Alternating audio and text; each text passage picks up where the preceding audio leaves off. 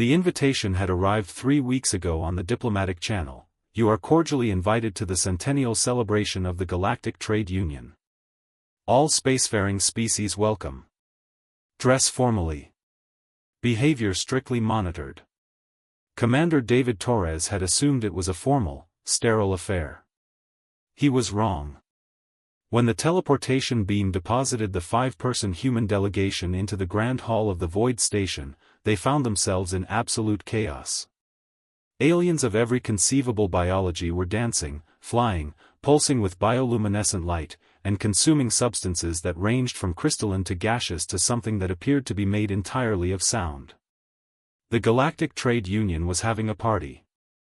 And humanity had never seen anything like it. "Well," said Dr. Yuki Tanaka, adjusting her formal dress jacket, "this is not what I expected." Around them, the Grand Hall was a kaleidoscope of impossible colors. The Valkyrie, beings made of living light, danced in patterns that hurt to look at. The Thrax, massive insectoid creatures, were creating intricate formations while emitting pheromones that the air filtration system kept struggling to process. The crystalline entities from Zareth were literally vibrating at frequencies that made the humans' teeth ache. In the center of it all, a Vexthor ambassador, a being composed entirely of quantum foam, was telling jokes that made no logical sense but caused other aliens to collapse into what might have been laughter. "We should probably mingle," Commander Torres said uncertainly. That's when disaster struck. One of the younger human delegates, Lieutenant Marcus Webb, accidentally knocked over a drink being held by a Valkyrie diplomat. The crystalline liquid spilled across the alien's light-based form, causing her to flicker and dim. The entire party froze. Among alien species, such an accident could mean diplomatic incident. Some species considered it a direct insult. Others viewed it as grounds for formal complaint. The tension in the hall became suffocating. Then Marcus did something unexpected. He started laughing. Not at the alien. But at himself. At the absurdity of the situation. At the fact that he had just committed what might be a diplomatic catastrophe at the most important party the galaxy had thrown in a century. His genuine, uncontrolled human laughter, the kind that came from actual embarrassment and real fear, was contagious. The Valkyrie diplomat flickered once more, then began to pulse in a pattern that indicated amusement. Other aliens started making their own species versions of laughter. Within seconds, the entire party was celebrating the accident as if it were the funniest thing that had happened all evening. But that was just the beginning. The humans, it turned out, had something no other species possessed: spontaneous, unplanned joy. They didn't follow the careful protocols of formal celebration. They didn't arrange their enjoyment according to evolutionary biological imperatives. They simply enjoyed themselves. When Commander Torres was invited to dance with a crystalline entity, he didn't move in the precise geometric patterns the alien expected. Instead, he did something called freestyle dancing, completely improvised movement that followed no mathematical pattern whatsoever.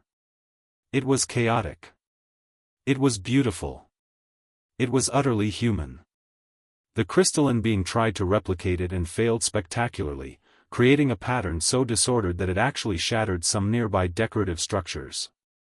But instead of formal apologies, the humans simply helped clean up while laughing about how ridiculous the whole situation was. Dr. Tanaka found herself teaching a group of Thrax aliens about human music. Not the controlled frequencies their species used for communication, but actual music, chaotic, emotional, completely impractical. The Thrax listened to a human symphony and appeared to malfunction. Their pheromone emissions went haywire. They couldn't regulate their movements. "Is something wrong?" Dr. Tanaka asked worriedly. "No," one of the Thrax responded. "We are experiencing something our biology doesn't have a category for. You humans, you express emotion directly through organized sound? That's magnificent. That's absurd. That's perfect." By the end of the evening, the humans had become the centerpiece of the party. Not because they were sophisticated or elegant or impressive. but because they were genuine. They made mistakes without pretense. They laughed without calculation. They celebrated without protocol. As the teleportation beam prepared to extract the human delegation, the Valkyrie diplomat who had been hit with the drink approached Commander Torres. "Will you return?" the alien asked. Torres smiled. "Will we be invited back?" "Every species wants to be advanced. Every species wants to be powerful," the Valkyrie said. "But only humans seem to understand how to actually enjoy existing.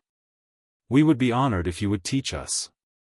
As the beam lifted them away from the party, Commander Torres looked back at the chaos of alien celebration, now infused with human spontaneity, human humor, human joy.